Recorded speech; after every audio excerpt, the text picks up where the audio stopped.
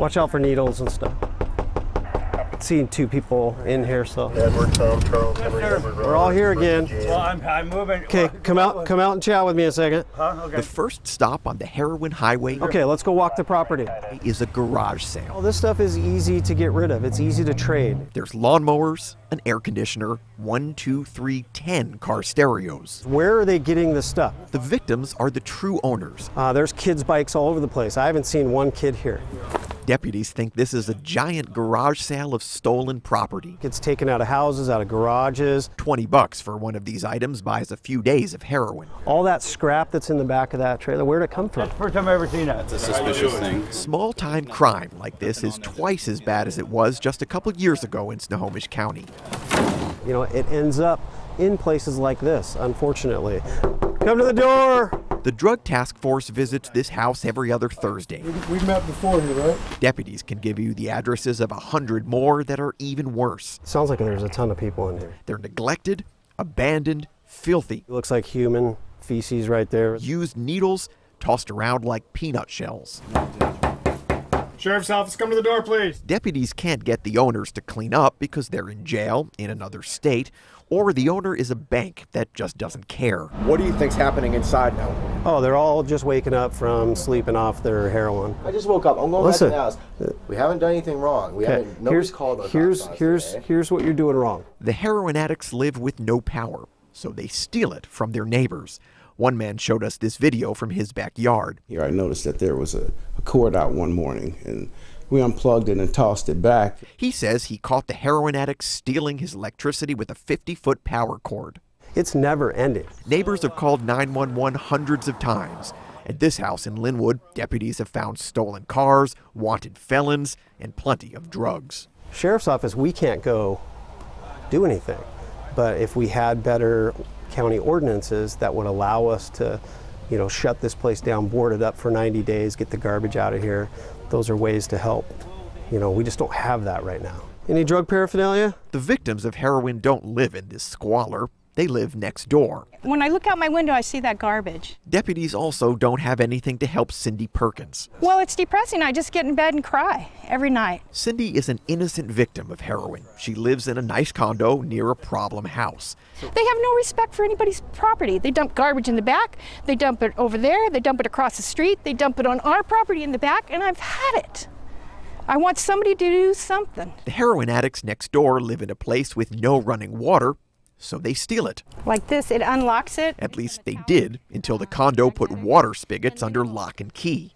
Unscrew, and I can, get my water. Cindy's called 911 about once a week for the last 3 years. I've got copies of it. We went next door to meet the neighbors. House is under foreclosure. You guys are under borrowed time here, yeah. Out back, we saw another heap of garbage, and lounging on the patio, is there needles back there? Another innocent victim of heroin. So we've been waiting outside because we don't want to go inside. Why don't you want to go inside? Because there's just a bunch of heroin addicts in there. I don't associate myself with them, so I stay out here. I just sit out here with the flies and sit in with them. Austin Basham is 19 years old. Heroin is not stealing his water or his power. She's the one that brought me in the world. Heroin is stealing his mother. Like, you see all the garbage back here. That's probably the nicest place she's been in 6 months, probably. I tell her a day and I want to do better, but it's something she's gonna have to choose. It's not something I can tell her. I've told her multiple times. I've tried to get into rehab multiple times. It's something I can't do. It's something she's gonna choose to do. They don't care. When you have an addiction like that with heroin, your life goes from you care about yourself to you're just trying to get by, you're trying to get your next high because you don't want to get sick. As bad as these houses are, the last stop on the heroin highway is the worst. The commander of the Drug Task Force, Lieutenant Rob Palmer, took us through a hole in the fence to a hole in the woods. How you been? What happened to your face? Got in a scuffle with somebody. You all right? You need medical attention? This campground is a dead end for many heroin addicts. People who have no place else to go. The commander comes to places like this because people like this have hit the very bottom. For them, number one is drug. They live with the rats. They are slowly killing themselves along with the land. They burn trash, car batteries, and printers. Setting the woods on fire probably ain't the right way to go about that. Toxins seeping into the soil, chemicals creeping into the air. Every time it rains, that's just flushing out here into the ground. Heroin's innocent victim here is the earth. No fires. Even though it's green, this place will go up like that. Lieutenant Palmer showed up today to tell campers some bad news. Maybe it's good news. It's going to be a 14-day notice. The county is going to bulldoze the campground, kick everyone out. It'll be a huge cleanup. It all stems from our heroin problem. But only a small dent in the fight to help the helpless victims of heroin. You know you're not supposed to be here. Heroin junkies built the pit on private property. All the cops do is come down here and just arrest everybody with warrants. If I run your name when you leave, everybody's going to come up with a warrant? No. The deputies are kicking everyone out. No help ever gets offered to them, and nothing ever gets done. That's what I'm used to when it comes to you guys. In a repeated cycle over and over again. So they'll come back. Including the woman I came to find, Amber Basham. It keeps getting worse and worse. Do you want to stay hooked on heroin for life? Obviously, nobody does. It's just the wrong path to go down, I know that. You lose everything, and it's hard to get out of it. This is Amber's son, Austin. He's 19. Yeah. My mom used to be like at all my football games and like a real family person, and now I don't see her for like 3 weeks on end or something like that. So kids are forgiving. He's forgiven me for what I've done, and loves me regardless. I'm his mother, of course. I still love my mom as much. So yeah. You can follow Amber's story with her mugshots. Last year, the year before, the year before that.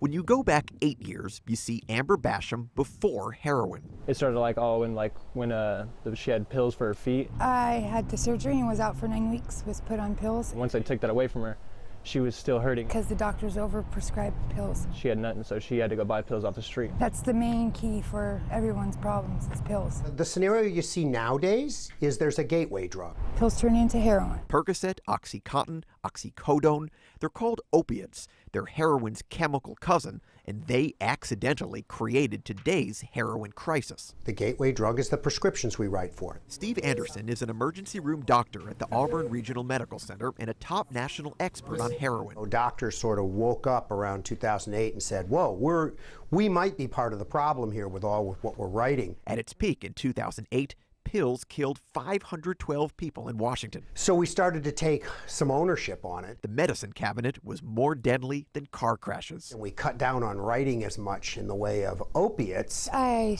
think I started by snorting it. Sooner or later there's no oxycodone around, and somebody says, well, heroin will do the same thing for you, and it's a lot cheaper. I was like, oh, this is just like a pill. And it just progressed from there. Went from smoking it to shooting it. That's the people that start down that pathway. And that's pretty much what everybody else's story is. I see the students, I see the person that goes to work at the factory, all those groups are getting addicted. So much more addictive, I think. The lucky ones get help for their addiction. In Kitsap County, today there are more heroin rehab programs than Starbucks. It was the drug that was ruining my life. A decade ago, you could have fit every heroin junkie in treatment into this one room. Back then, there were 6 people. 6. I needed to come to terms with the fact that I needed help. Today, there are 153. Relapse? No. No. 30 needles and everything else. Over the past decade, every county in western Washington had a heroin boom like this. Take a deep breath. The number of users in treatment exploded from 5,000 to 15,000. Tolerating the medicine well. And the state is paying dearly. It's costing $30 million more than it was a decade ago to treat these addicts. And remember, they're the lucky ones. Have you ever gone to rehab? I haven't had the option or choice to.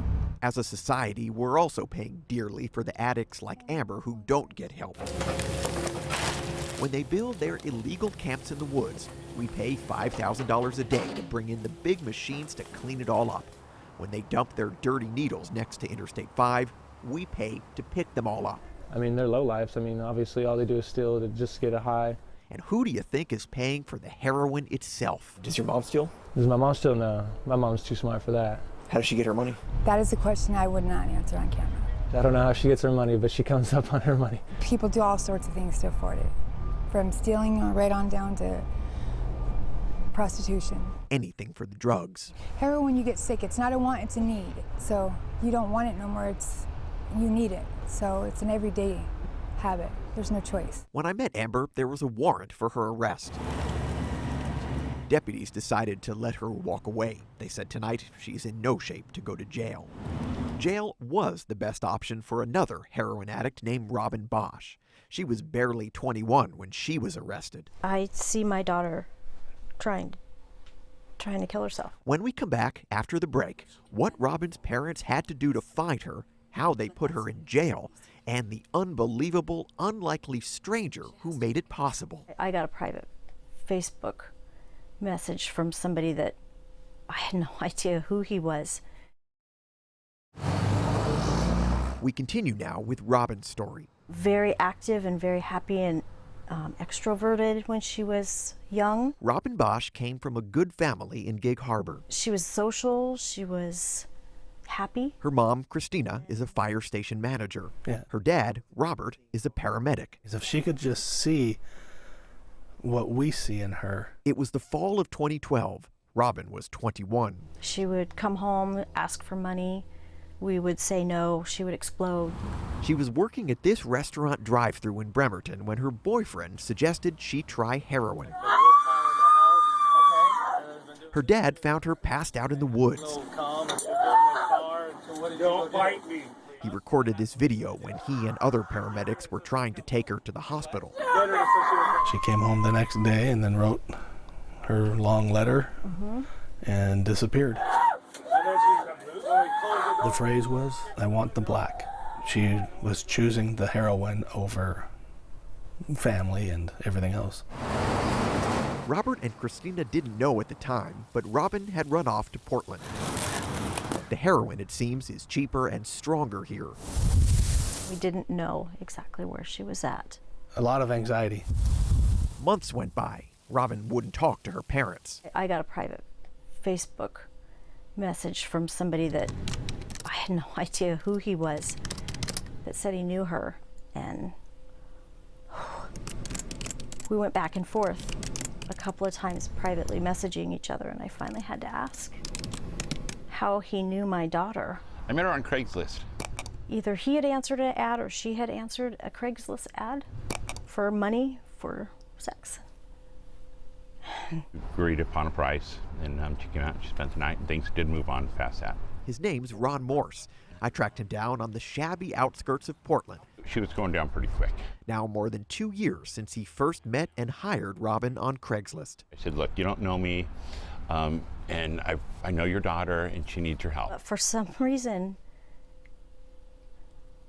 felt that he needed to help this girl. I've done a lot of bad things in my life. I saw somebody that I saw that she's got so much potential. Who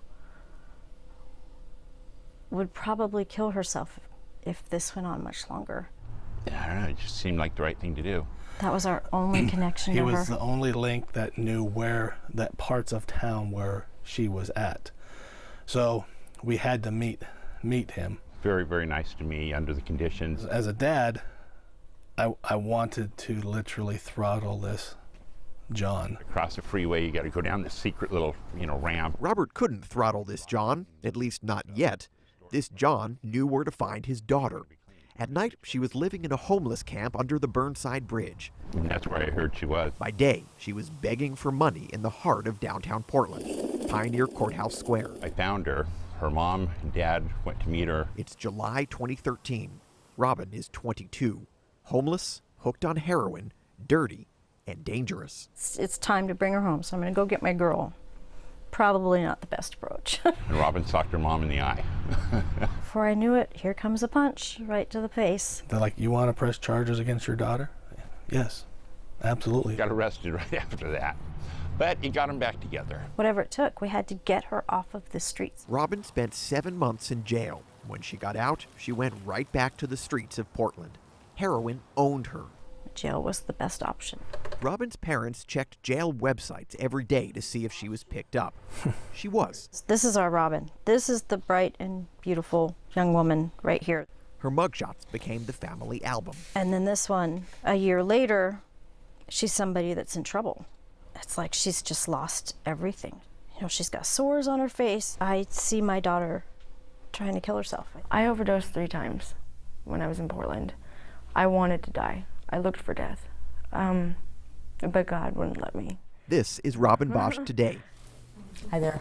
She's 24. I went to a hospital detox. 3 years after shooting up for the first time and overdosing 3 times, Robin is back in Washington getting help. It finally got to the point where I couldn't take who I was on drugs anymore. I was mean, I was hurtful. Robin says she was ready for help after living almost 2 years on the streets of Portland. She came back home in January. She said she was ready, but she wasn't. It's really hard to do. For the first half of this year, she bounced between rehab and relapse. Well, my sober date is July 19th, so. Yeah. This time, she says it's for real. What kind of things are you doing? Well, I've got group, I've got a sponsor. It's cool to watch you. She bikes to outpatient treatment 3 days a week. She spends afternoons volunteering at a mission in downtown Bremerton. I'm still at the very beginning. I have a long way to go. It's not easy. She has to forgive herself. We're still afraid. It can crash at any moment. We know that. We have our daughter back. Happy family. It's been a very slow, long process, but she's laughing.